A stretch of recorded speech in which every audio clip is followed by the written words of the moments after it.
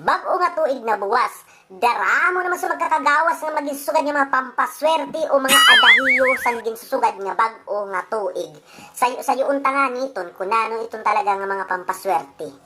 Ha? Ikaw natuig kasi ton. Numero 1 nga pampaswerte ko no.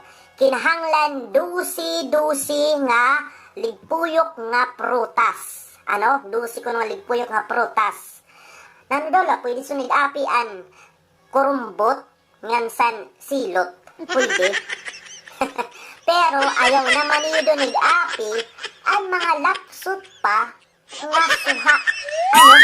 Nga sa mga putot pala nga pinya. Paunan mo ito pagiging swerte kundi taman kakaunon. Alagad, gaba lugod malas lugod iton kay diri makakaon, diri maaasok. Ano? Sayo pa. Pamation ko no, kunano ko no anhuni o tunog san hayop, pagdatong san alas 12 uni na nga gabi. Pag manok ko na nibatian uni na nga gabi, pagbasayo san oras, karagsid dun ko son, tagkuri, kay magkakabkab, di ba ang manok nagkakinabkab sa tuna, tagkuri ko na iton. Pag kuying man ko na nibatian, ang ingaw san kuying, karagsid dun ko son, tarig. Pag aniyuman ko ni batian, anhuni san titik, karagsid nun siton, wak-wak. Maaaswang ka.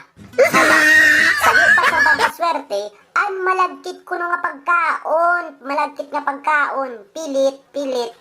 Pauna naman yung binanios mo lasang hipid, paano ito magiging swerte, aber? Di kan, pampaswerte ko na malagkit nga pagkaon. Pero nag-iinisog kasi ni malagkit nga asawa. O diba, pagkaon tayo diba din kakaon mo tayo ng gabi? Ano? Sayo pa. Kinahanglan ko no, maringa sa pagtapo san bag-o nga tuig.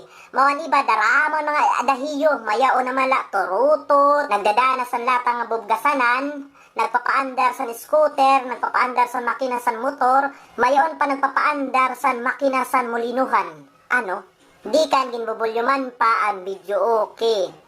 Pero, nariringging san ringasan asawa. Iton. Yaon paliwat. Kinahanglan ko no, dere maggastos bisan piso sa January 1. Kay hiblong ko no iton. Ano? Nyan, kay naubsan bugas. Namaniyo sa hipid. Ano, haindol sa ng swerte. Yaon liwat. Ang bagaw, kinahanglan ko no, manarabaho dayon sa January 1 para ko nang maging maukot ko ng tao. Iton, hoy, kung hubsak ka, ano?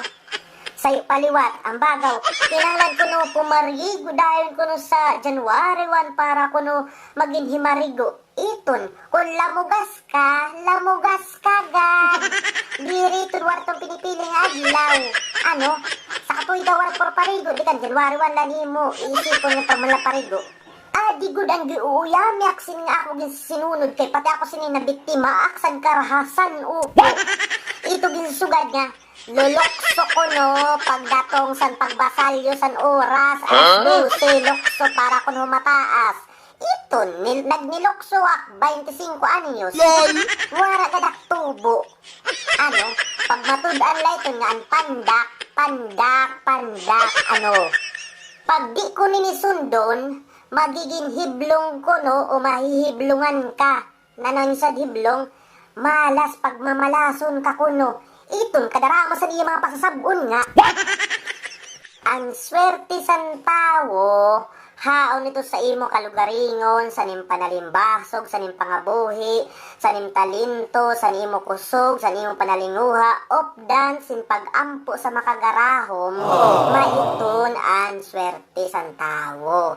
Waray gintuhan makagarahom nga malas, ano? Waray gintuha nga malas. And syempre, maging makatawo, matadong nga tawo, mabinuligon, maupay ang pamatasan, ngan mangin kamot sa kinabuhi, ngan waray imposible, nga anya tanan mo nga inop, nga tanan mo nga hingyap sa kinabuhi, imo makakabot.